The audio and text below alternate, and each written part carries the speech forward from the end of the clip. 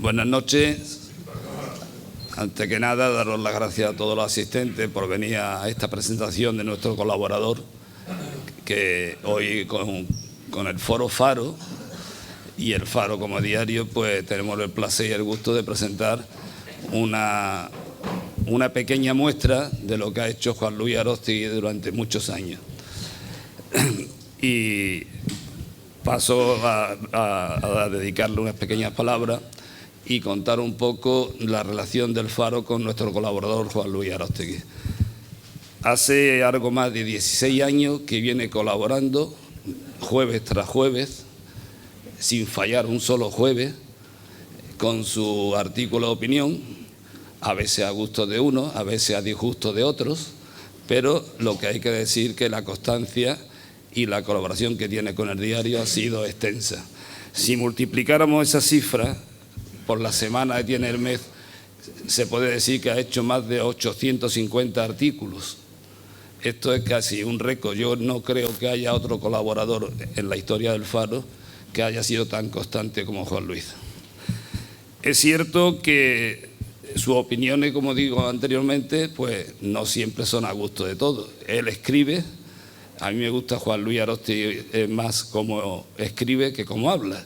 Lo veo más reflexivo, lo veo más contraído, por decirlo de alguna forma, lo veo más didáctico. En definitiva, son artículos de una profundidad que intenta, por encima de todo, exponer su idea, pero con un objetivo común, que es la defensa de los intereses de Ceuta. Es cierto que, como digo, que no siempre los artículos pues van a gusto de todos. E incluso yo puedo decir que a veces no va ni a gusto mío. No es la primera vez, en el libro lo veréis, que se mete con el Faro y se mete con el edito del Faro. Y bueno, esa es la grandeza de la libertad de expresión y esa es la grandeza del Faro, que tiene 82 años. Algunas veces cuando ha dicho Juan Luis que el Faro está vendido al poder, yo le he dicho, hombre, Juan Luis, vendido no, di por lo menos alquilado. Pero bueno, este es Juan Luis, esa es su forma de ser y ojalá no cambie nunca, ya ni va a cambiar ya por los años que lleva, ¿no? Yo a Juan Luis lo conocí hace ya bastantes años y la verdad que las relaciones en esos momentos no eran unas relaciones muy fluidas, porque me veía a mí como el empresario explotador y yo lo veía a él como el sindicalista revolucionario. Estamos hablando de hace ya 30 años, 28 años, afortunadamente los dos lo podemos contar, estamos aquí, pero sí nos unió algo muy importante en unos tiempos muy difíciles, y que era que cada uno a nuestra manera teníamos un fin común. El fin común era siempre los intereses de la ciudad de Ceuta, siempre el luchar por ser iguales, como decía nuestro eslogan en aquel entonces, iguales a los peninsulares, en definitiva por conseguir unos derechos que creo que nos pertenece, que es tener una ciudad autonómica. Es verdad que no hemos conseguido la autonomía plena, eso es cierto, ahí está, pero tampoco con la lucha que tuvimos en aquel entonces, muchas mujeres y hombres de Ceuta, que nos echamos a la calle, que creamos partidos pequeños, localistas, luchando contra los grandes partidos, pues se consiguió al menos que no nos dieran una carta municipal, una carta que en definitiva era un ayuntamiento con algunas prebendas. Al menos no somos autonomía, pero tampoco somos lo que querían que fuésemos los dos grandes partidos.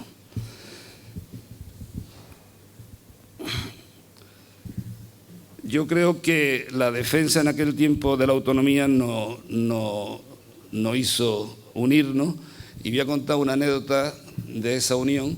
Nosotros no nos hablábamos porque eran oponentes políticos, como digo, con esa grande diferencia, pero fuimos a Madrid al Congreso cuando se iba a votar la autonomía de Ceuta y compramos unos retales de tela blanca en el Corte Inglés, y sin hablarnos, en el hotel de la estación del ferrocarril, tuvimos 4 horas, Juan Luis y yo, pintando con 2 rotuladores sin hablarnos, en 4 horas o 5 horas, la bandera de Ceuta. O sea que teníamos el mismo fin común.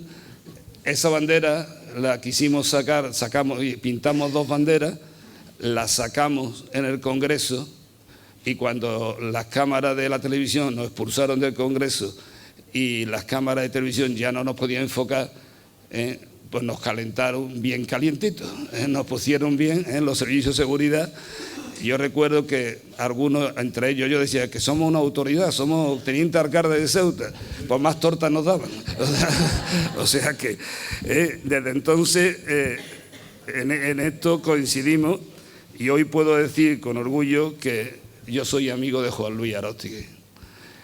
Es cierto que he tenido, y lo digo, lo puedo decir ahora, ya cuando tiene una cierta edad, como tengo yo 66 años, ya se puede decir casi todo. No puedo escribir un libro porque hay mucha gente que no le gustaría, pero es cierto que he tenido muchas presiones en estos 16 años para que ese artículo de Juan Luis Aróstegui pues no saliera, y siempre me he opuesto.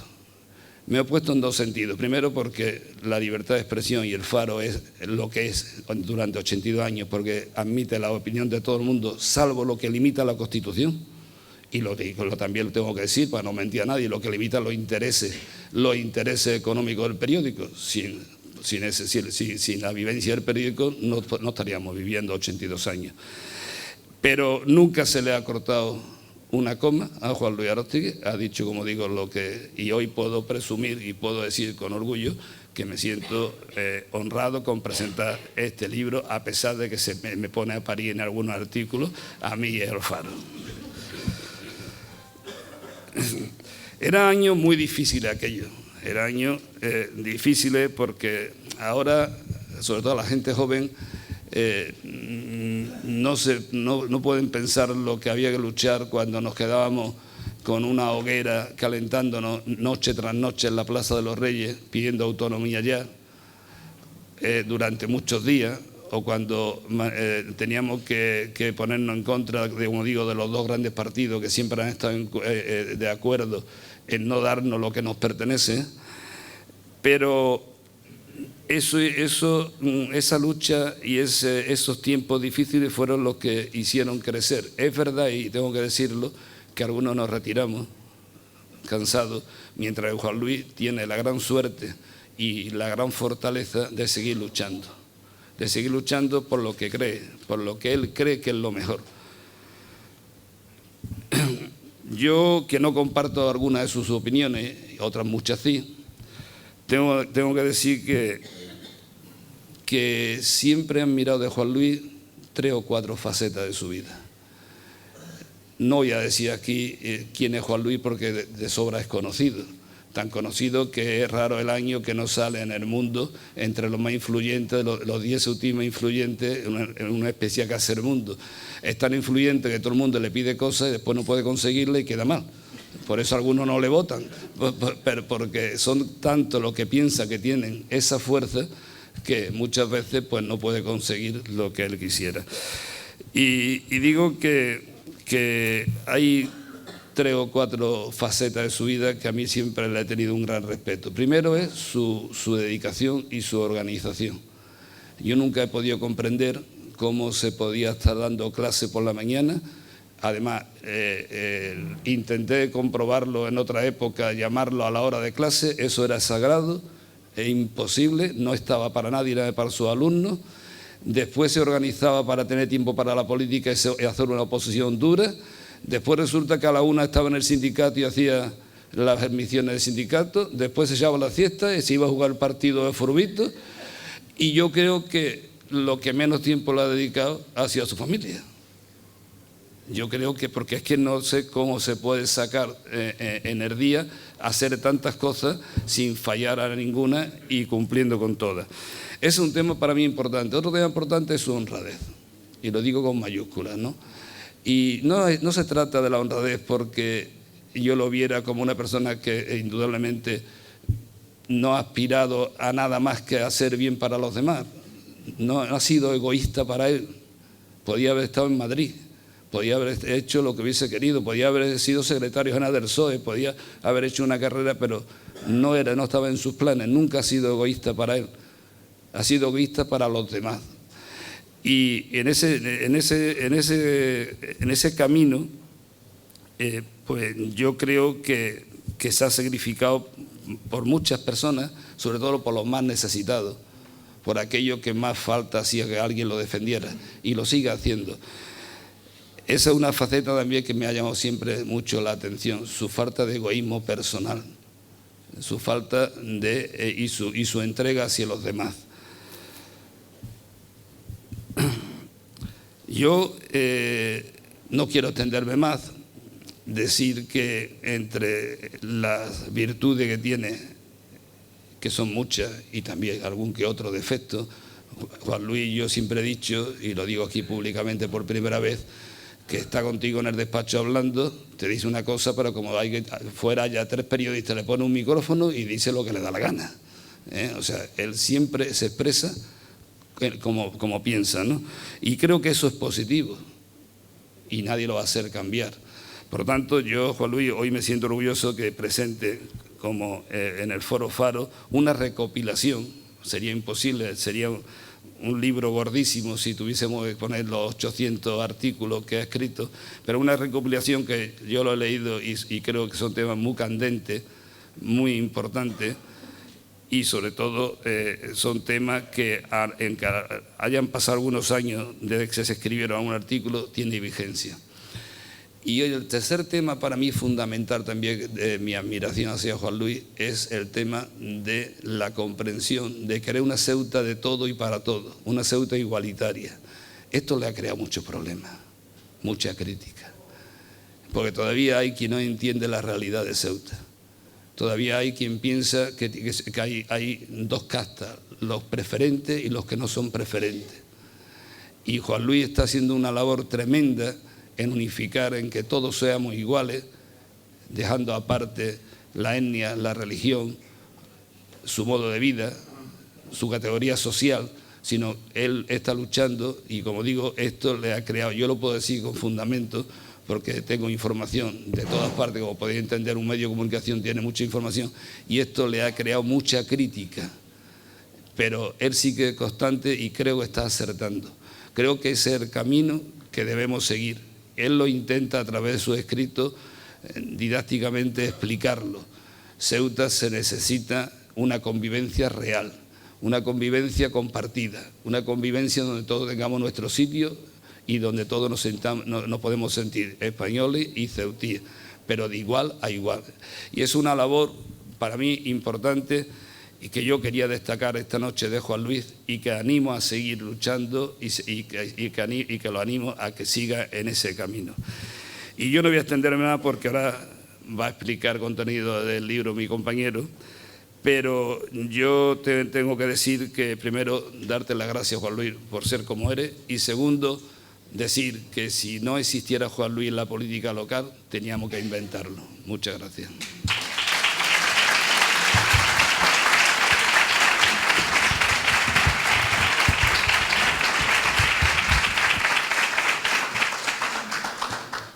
Buenas noches.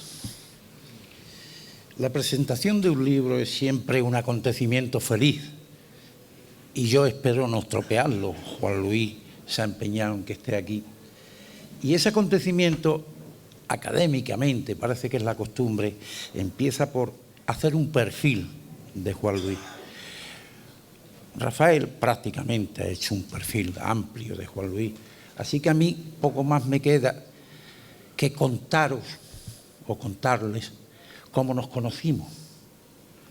No sé si te acuerdas. Fue en el año 95 en un acto absolutamente solemne en el que estaba el delegado del gobierno, el comandante general, se elegía al presidente, andábamos todos allí, donde no se solía pedir la palabra y donde no se solía conceder la palabra. Cuando Juan Luis levanta su dedo inocente, como todos sabemos, y dice, en aquella bancada en la que yo estaba, todos ustedes venís a hartarse de todo lo que podáis de Ceuta, llenarse los bolsillos a no sé qué, a no sé cuánto y para arriba.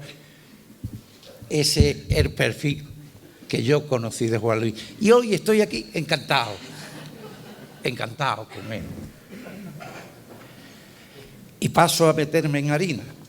Rabiosa Esperanza, este libro que tenéis todos en la mano, es la recopilación, como ha dicho Rafael, de unos artículos sembrados y cosechados cada semana, golpe a golpe, verso a verso, que Juan Luis Aróstegui firma cada jueves en El Faro, con el cariño más vehemente que he conocido yo en mi vida por esta tierra. Eso es Juan Luis, vehemente. Aróstegui no deja a nadie indiferente. Unos, los menos, apoyan sus tesis. Otros, los más, se oponen a todo aquello que suena a Juan Luis. He hablado con bastante gente para este acto, en una especie de mini encuesta, y el resultado siempre es el mismo. La gente, la mayoría de la gente, obvia el análisis que hace Juan Luis, que suele ser muy bueno.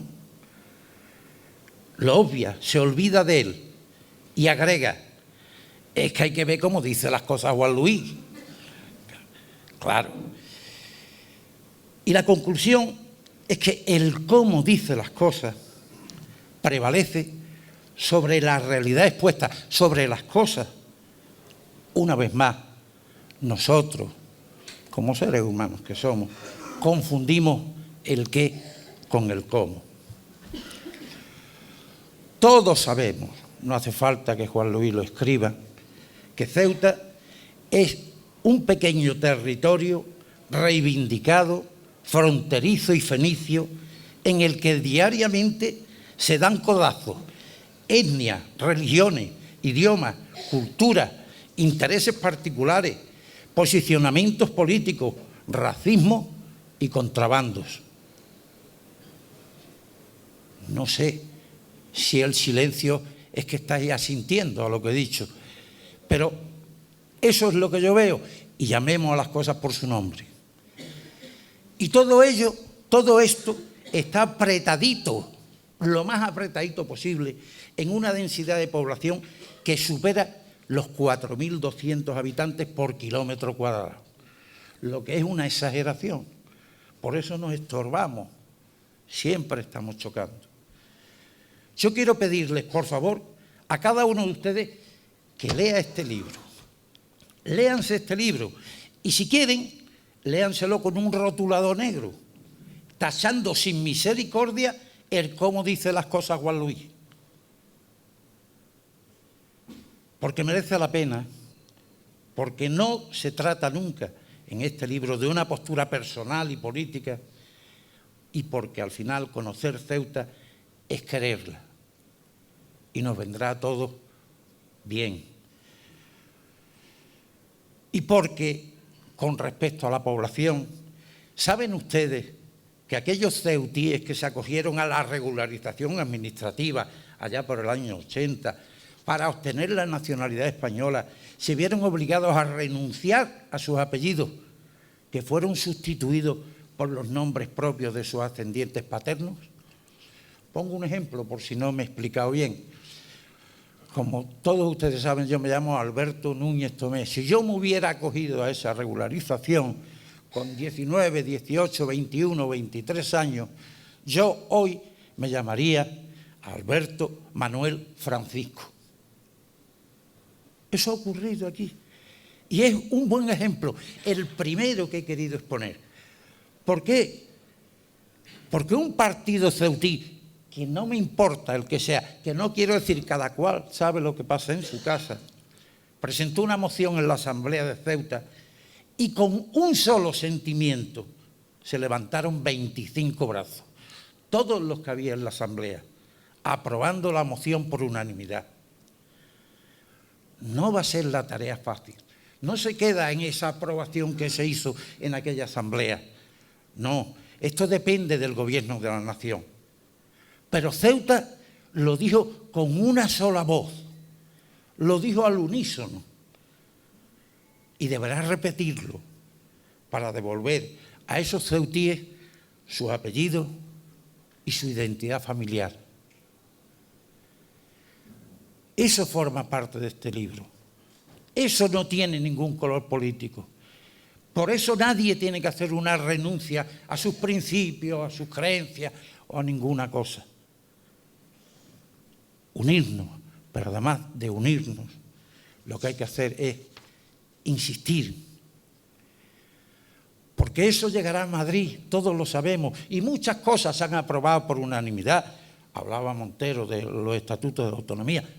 Por unanimidad, todos los partidos, nacionales, locales, medio pensionistas, todos lo habían aprobado.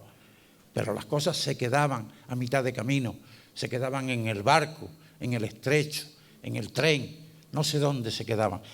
Y hay que ser constantes, no hay más remedio.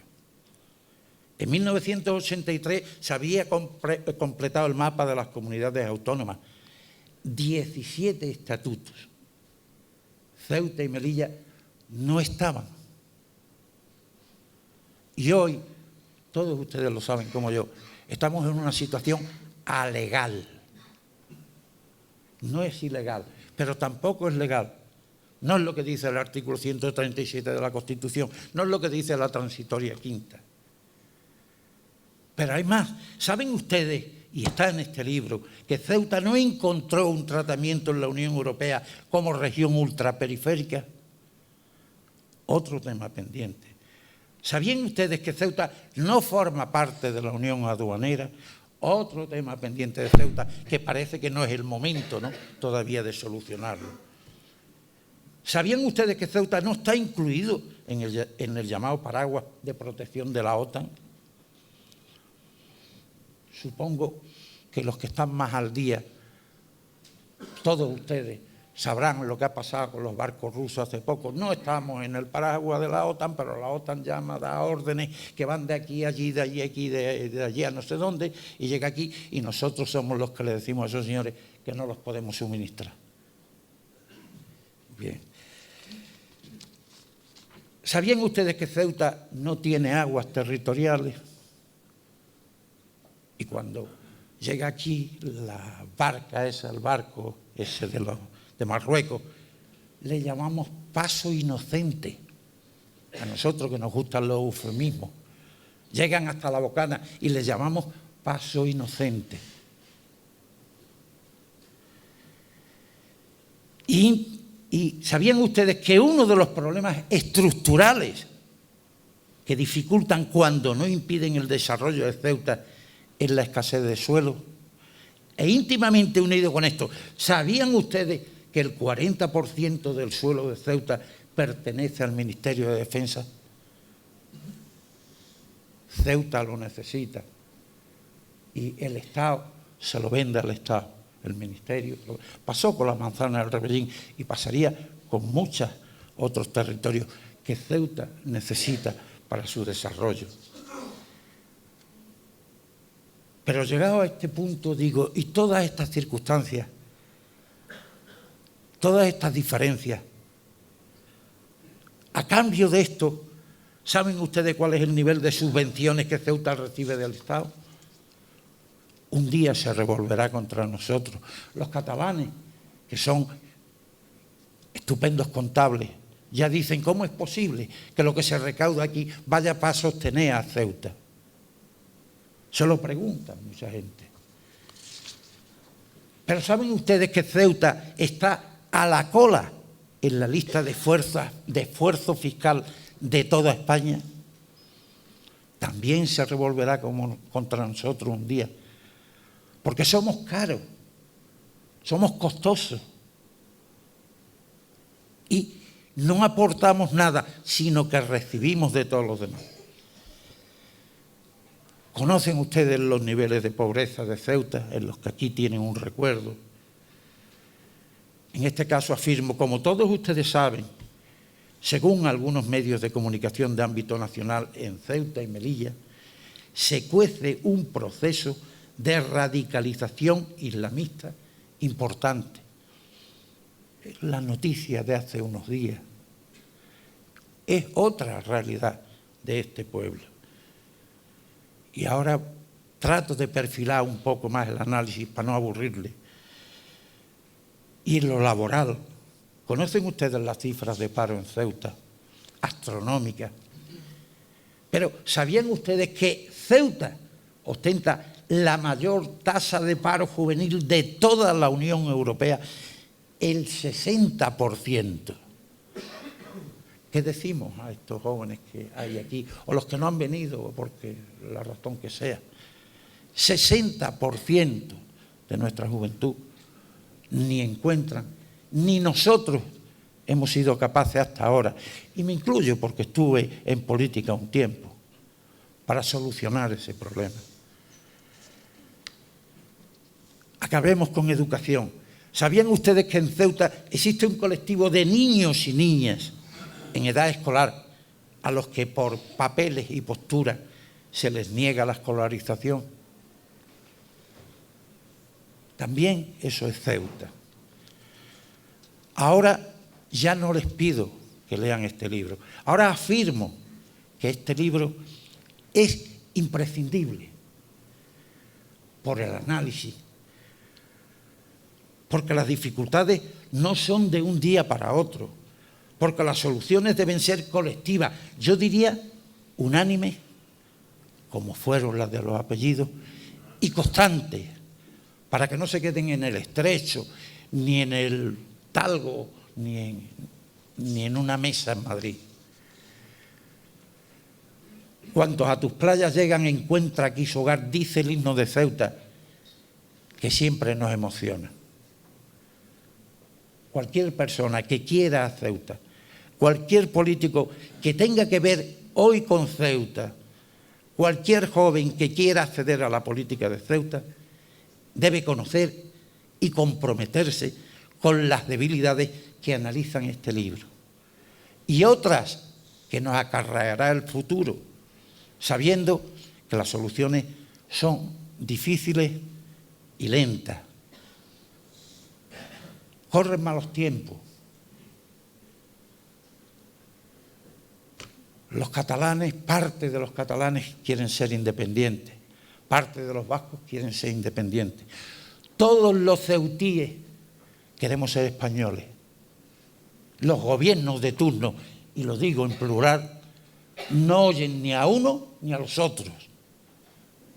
Ni a nosotros por querer serlo, ni a los otros por no querer serlo. Hay que darle a ese clavo los martillazos que necesite. No, tú lo sabes por experiencia, se clava un clavo de un solo golpe. En la feria lo intenta uno y el que gana dinero es el tío del cacharrito. Claro. ¿Reconocen ustedes en estas perlas que he citado alguna que no pueda ser asumida por la derecha, por el centro, por la izquierda, por la vieja política, por la nueva política o por los mediopensionistas? No son cuestiones de ideología. No puede serlo que se escolaricen a unos niños, no puede serlo el tema de la autonomía, no pueden serlo todo lo que yo he dicho hasta ahora en un inventario. Es necesario, que es la conclusión que yo he sacado de este libro, que quiero que cada uno de ustedes lea y lo dé a conocer. Es necesario mirar de frente, a los ojos, al presente y al futuro de Ceuta. Y si no lo hacemos, inventemos un baile que no ofenda a la raza, a los dioses, a los idiomas, a las culturas, a los intereses y a las sensibilidades políticas ceutíes. Una danza que al bailarla todos juntos oculte nuestra vergüenza de no haber sabido, querido ni podido hacer de esta tierra un pueblo, nuestro pueblo. Muchas gracias.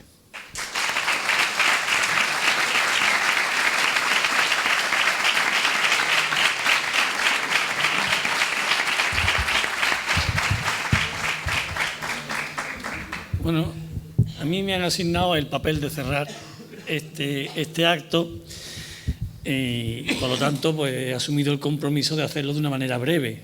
Yo sé que esto siempre de alguna manera se me impone cuando voy a hablar pero lo voy a cumplir, porque además yo creo que las dos intervenciones precedentes han sido magníficas y han explicado tanto mi relación con el Faro como el contenido del libro. Pero bueno, también toca decir algo, ¿no? En primer lugar, y de manera obligada, pues el capítulo de agradecimientos, ¿no? A todos vosotros y vosotras por estar aquí esta noche. Todo el mundo tiene que renunciar a algo, dejar algo que tiene que hacer y venir aquí. Y yo lo agradezco mucho. Agradezco mucho que estéis aquí conmigo en este momento, que es verdad que tiene su importancia y yo se la doy, ¿no? Tengo que agradecer al Faro su tratamiento hacia mi actividad, ¿no? No es fácil. Yo me siento un privilegiado de tener a mi disposición como mínimo media página del Faro, que es el periódico de mayor tirada de Ceuta, en el que puedo expresar libremente lo que quiero, sin ninguna cortapisa. Así ha sido durante 16 años y esto tiene un valor que yo tengo que agradecer. No resulta frecuente, ¿no? Estamos viendo además últimamente cómo en todos los medios de comunicación van cayendo personas que son críticas o que son de alguna manera diferentes en relación con los criterios que se mantienen en política o en cualquier otra dimensión social. Y bueno, pues yo creo que es justo agradecer al Faro que a mí me haya dado esa oportunidad. También tengo que decir que es un honor que Alberto haya querido hacer esta presentación. Él hace el prólogo del libro. Es un honor porque Alberto es una de las personas que resume, yo creo que una cualidad muy difícil, que es la integridad hecha persona. Alberto es una persona excepcional. Yo una vez le reprocho que no esté todavía en primera línea de fuego, pero está claro que es un referente, ¿no? Su ejemplo, su forma de ser y de concebir la política y la vida, creo que son lecciones constantes que tenemos que aprender, ¿no? Me encantaría que él diera un pasito más, se lo he dicho, pero bueno, si no, nos conformamos con su forma de ser, que es suficiente. Yo quería decir, ha dicho Rafa, y es verdad, ¿no? 800 y pico artículos escritos en el Faro, no he fallado ni un jueves. Mucha gente me pregunta, ¿y tú no te cansas? Es verdad, ¿no? Entonces, quiero contar una anécdota que me pareció muy interesante. Un escritor le preguntaron, dice, ¿por qué continúas predicando si sabes que es imposible, que no vas a conseguir cambiar a los malvados? Y contesta, para no cambiar yo. Y es verdad, muchas veces pienso, ¿por qué sigo escribiendo?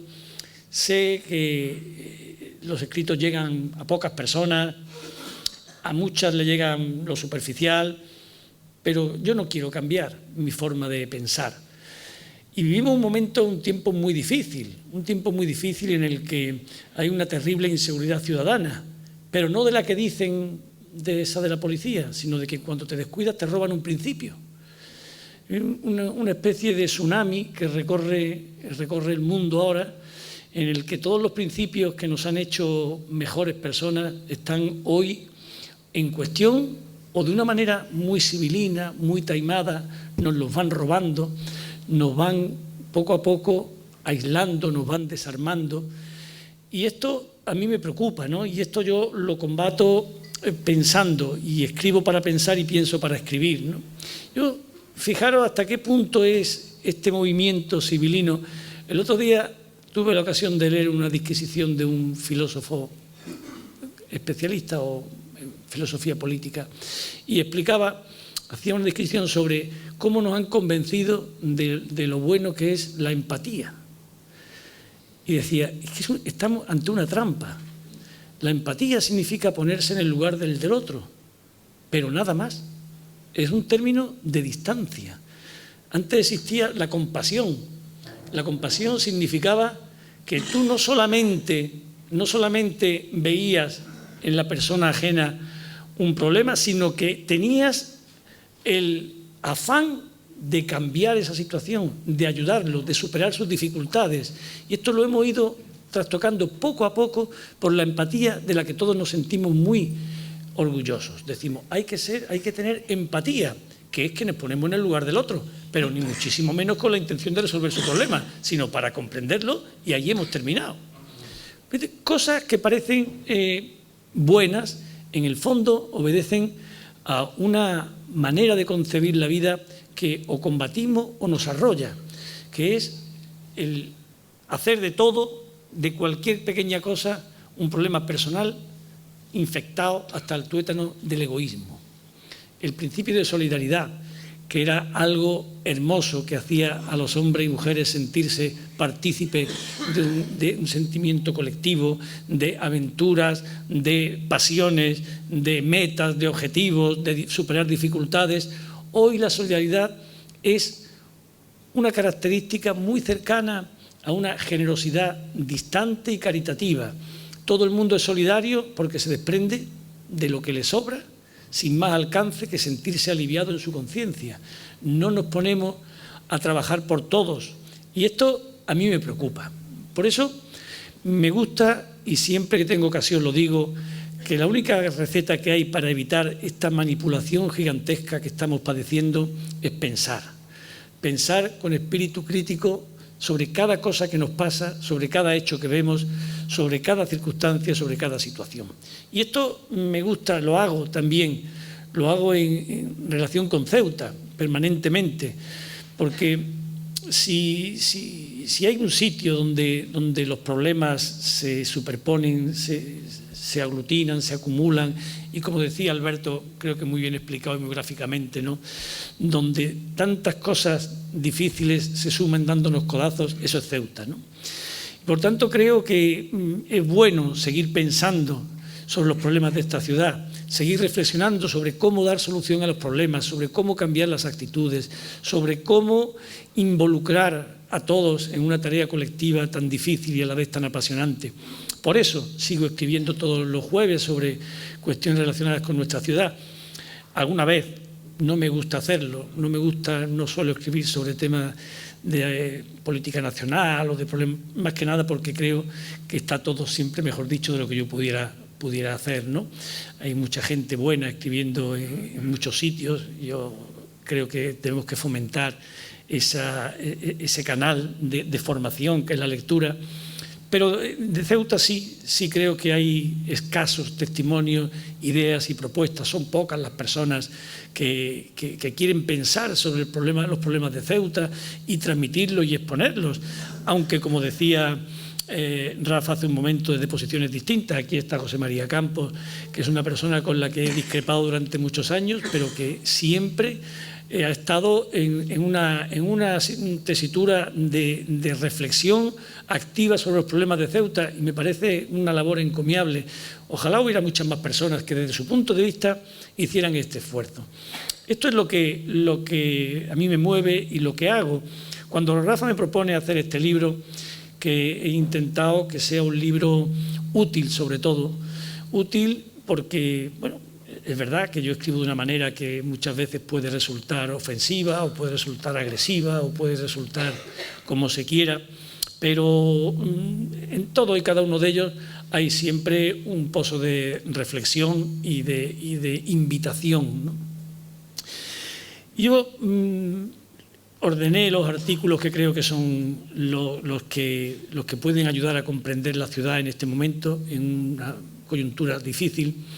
¿Y qué nombre le ponía? Y pensé dos palabras, ¿no? Una palabra que me parece que está devaluada, la esperanza, ¿no? La esperanza que se usa ahora como una especie de sortilegio, ¿no? A ver si tenemos suerte. Tener esperanza es esperar la suerte, ¿no? Esperar que algo pase y que las cosas...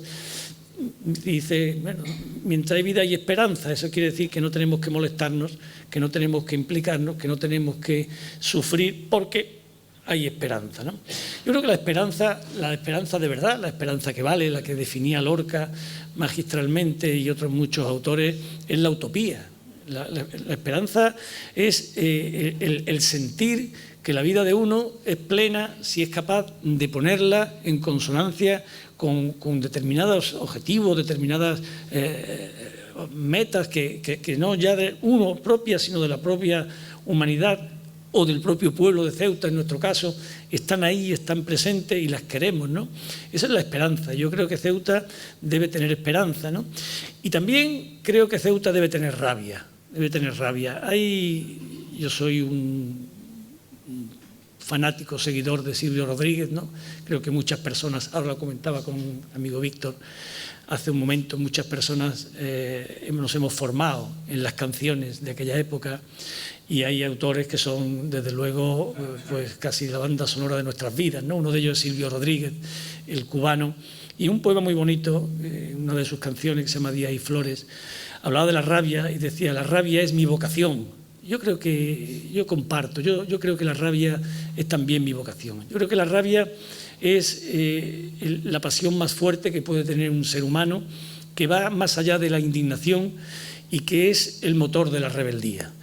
La gente se rebela, la gente estalla cuando siente rabia, ¿no? Yo por eso quiero que la gente de Ceuta sienta rabia en la esperanza y en la utopía de un pueblo distinto en el que ahora mismo vivimos, ¿no? Por eso elegí ese título, Rabiosa Esperanza, ¿no? Pretendo con esto hacer una invitación al compromiso de todos en luchar por una ciudad diferente a la que ahora mismo estamos viviendo. Una ciudad que se empeña en luchar contra sí misma, ¿no? Se empeña en ir en una dirección contraria a la que debe, se empeña una y otra vez en negar la realidad, se empeña en vivir en el pasado.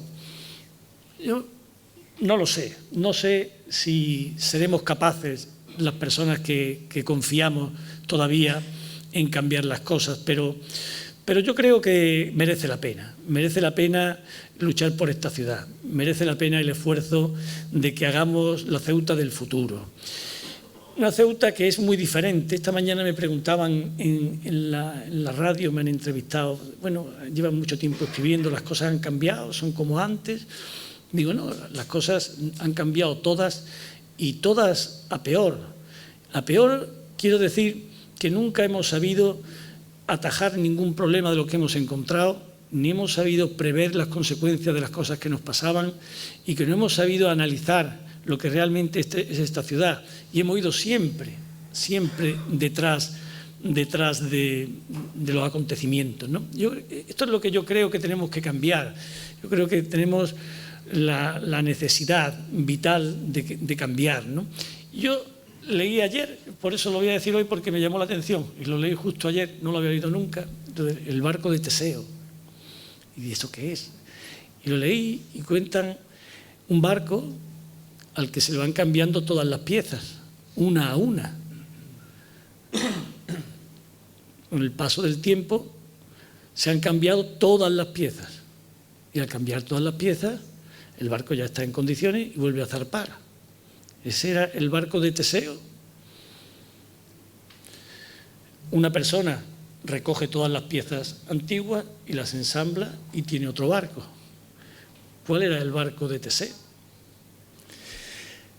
Me hizo pensar esto porque cuando hablamos Ceuta, cambiar Ceuta, Ceuta ha cambiado, es verdad que muchas cosas son diferentes, es verdad que muchas cosas han cambiado, social, políticamente, económicamente, en cualquier aspecto que podamos ver, Ceuta es diferente, pero es nuestra Ceuta, es nuestra Ceuta. No podemos seguir presos de lo que fuimos, presos de lo que quisimos que fuera. Ceuta es esto, Ceuta es la vida de hoy. Y con estos materiales tenemos que hacer una Ceuta acogedora, de la que nos sintamos orgullosos, en la que no existan recelos. Y yo lo digo siendo consciente de que es muy difícil. Y lleva razón Rafa en algunas de las cosas que ha dicho. Yo vivo en primera persona la dificultad de mantener un discurso de unidad entre todos los ceutíes. Pero estoy convencido, y lo intento explicar cada vez que tengo ocasión y a todo el mundo, que no hay otra forma de hacer una ciudad que no sea contando con las personas que vivimos en ella, respetándolas, y respetándolas significa que nos respetemos todos unos a otros, en el buen sentido de la expresión respeto. Y quiero decir, lejos de la indiferencia. Creo que la única forma de que Ceuta pueda convertirse en una ciudad próspera, moralmente hablando, es si somos capaces de hacer todos un esfuerzo, diría que titánico, pero necesario, para que de verdad el pueblo de Ceuta sea el pueblo de Ceuta, sin excepciones, sin diferencias, sin distinciones y sin indiferencia. Ese es el intento, ese es el afán. Seguiremos en la lucha mientras podamos, seguiremos en la brecha mientras podamos y el Faro nos deje publicar, y seguiremos en todas las instancias combatiendo porque Ceuta sea de verdad la ciudad que todos queremos. Muchas gracias.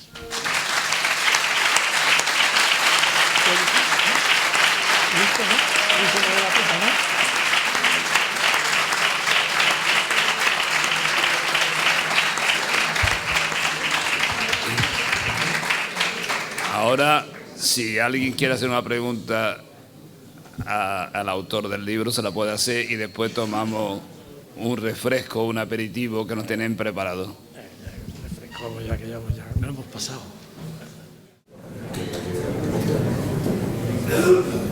Juan Luis, ¿tú crees que Ceuta tiene esperanza de verdad?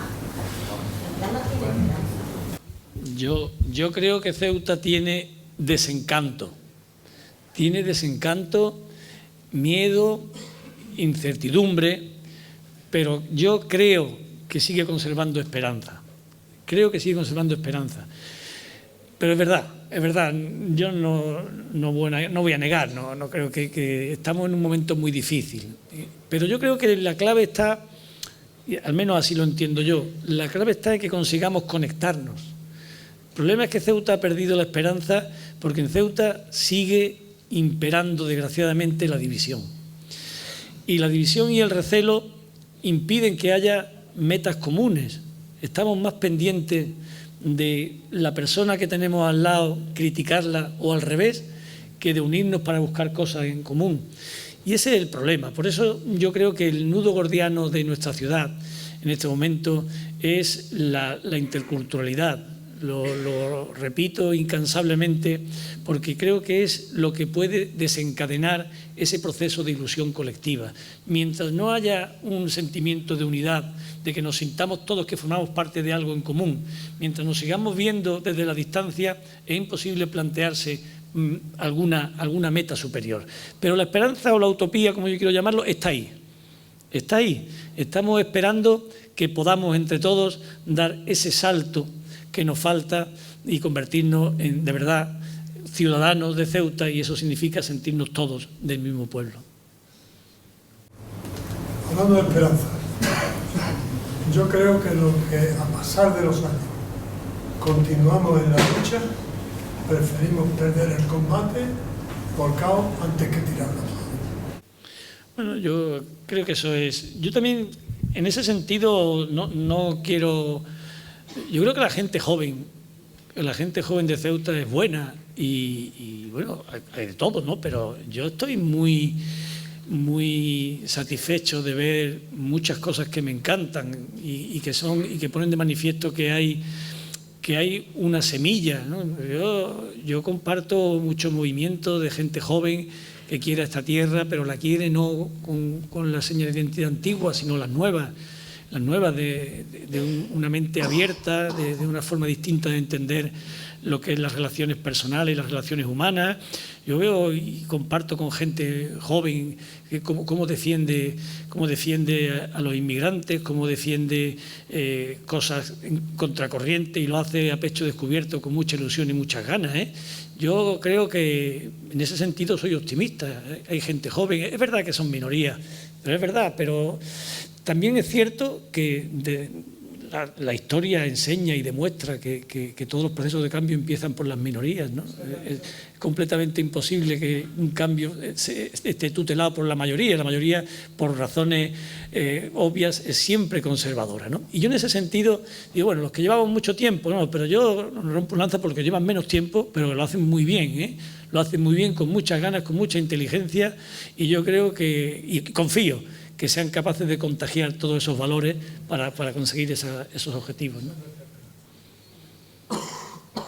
Sí. Bueno, yo creo que podemos pasar la copa, pero a mí me gustaría, para terminar, Juan Luis, recordarte dos anécdotas que hemos vivido juntos y que la he dejado para el final. Cuando fuimos a la sede del Partido Popular, los dos partidos localistas, llevábamos una carpeta de cuero muy bien presentada con el estatuto de autonomía que queríamos. Estaba allí el señor Aznar en la oposición y quería que lo defendiera en el Congreso. Y en un momento de la conversación nos propuso a Juan Luis y a mí que por qué no dejamos los partidos localistas y nos incorporamos al PP. A lo que Juan Luis, yo me callé, Juan Luis contestó inmediatamente, pero ¿cómo vamos a afiliarnos a este partido? Usted tenía una nevera con 4 Coca-Cola y tiene una cadena con un candado puesto. Esa anécdota.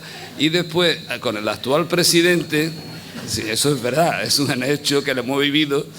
Y después, cuando estando en oposición, y era el actual presidente Rajoy, era el ministro de Administraciones Públicas, quedaban unos pequeños flecos por negociar, y le tocó pues venir al ministro de Administraciones Públicas, hoy presidente del gobierno. Pusieron una mesa, que por cierto es mía, en el ayuntamiento, en mi época la pagué yo, porque me fue a denunciar Juan Luis porque no estaba el expediente hecho y tuve que pagarla antes que me denunciara. Bueno, pues se puso en la mesa allí y era una tontería, era la transferencia de turismo, el localito que había en el puerto, a la salida del puerto, o sea, no era nada.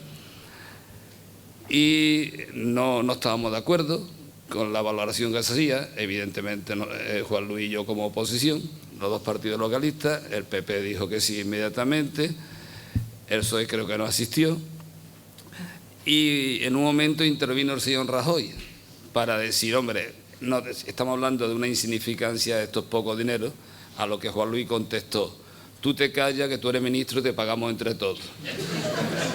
El hecho es que cuando salió el señor Rajoy fuera, venía acompañado de muchos periodistas de la península y dijo, no, yo he salido, ahí hay un señor que me ha montado un pollo.